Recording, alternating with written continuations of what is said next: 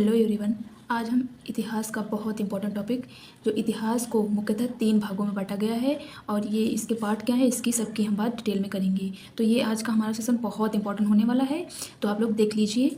इतिहास को मुख्यतः 3 भागों में डिवाइड किया गया है, मुख्यतः 3 भागों में डिवाइड किया गया है। इसके भी सब डिवीज़न है, यानी इसके भी पार्ट हैं। जैसे हम बात करेंगे प्राचीन इतिहास, प्राचीन का इतिहास, और इसमें इसके भी सब पार्ट हैं। तो आप लोग देख लीजिए, मुख्यतः इसको 3 भागों में डिवाइड किया है, प्राचीन, मध्य और जो मॉडर्न। ये आप देखे होंगे। तो प्राचीन काल में इसको प्राचीन काल को भी किस में डिवाइड किया गया है, तो इसकी हम बात करेंगे। प्राचीन काल को भी 3 भागों में डिवाइड किया गया, जैसे प्राग ऐतिहासिक काल, सिंधु घाटी सभ्यता, या हड़प्पा सभ्यता।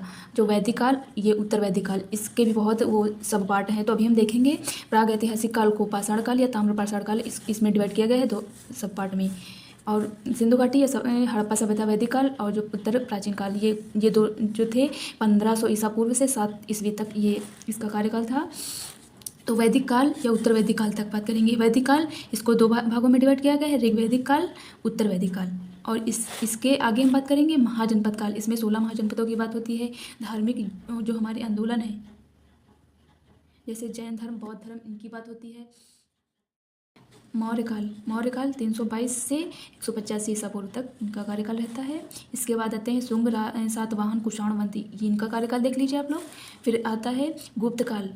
मौर्य, यहाँ पर गुप्त काल, इसको स्वर्ण काल भी कहा जाता है। आप लोग इनका पीरियड काल देख सकते हैं। उत्तर गुप्त काल आता है।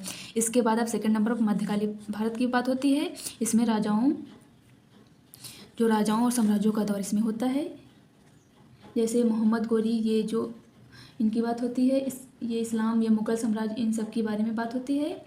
इस्लामिक शासन का आगमन और जो स्थापित कला का विकास, इसमें धार्मिक आंदोलन जैसे आंदोलन या भक्ति आंदोलन, जो सामाजिक धार्मिक आंदोलन थे, इनकी बात होती है। और सामाजिक परिवर्तन इसमें होता है। इन सब की बात ये मध्यकालीन भारत में होती है। तो इसका लास्ट में आप बात करेंगे आधुनिक इतिहास या अधूनु भारत, इसकी बात होती है। सबसे पहले इसमें बात की जाती है यूरोपियों का आगमन, फिर होता है ब्रिटिश जो ईस्ट इंडिया कंपनी का शासन, और फिर ब्रिटिश सरकार द्वारा भारत पर शासन यहाँ पर करते हैं। उसके बाद जो प्रथम स्वतंत्रता संग्राम, जो 1857 की क्रांति, इसमें गांधी जी के नेतृत्व में ये आंदोलन चलाया गया था। तो आप लोग देख लीजिए, भारत की बाद में स्वतंत्रता 1947, इसकी बात होती है। फिर हमारे भारत का संविधान निर्माण और लोकतंत्र, इसकी स्थापना होती है। लोकतंत्र यानी लोगों का शासन। तो ये हमारे लिए बहुत इंपॉर्टेंट हो जाता है। जो हमारा इतिहास है, इसको मुख्यतः 3 भागों में डिवाइड किया गया है, प्राचीन, मध्यकालीन जो भारत हमारा है, और जो मॉडर्न हिस्ट्री हमारी है, आधुनिक इतिहास। तो ये हमारे लिए बहुत इंपॉर्टेंट लेक्चर हो जाता है। आप लोग इसमें समझे होंगे।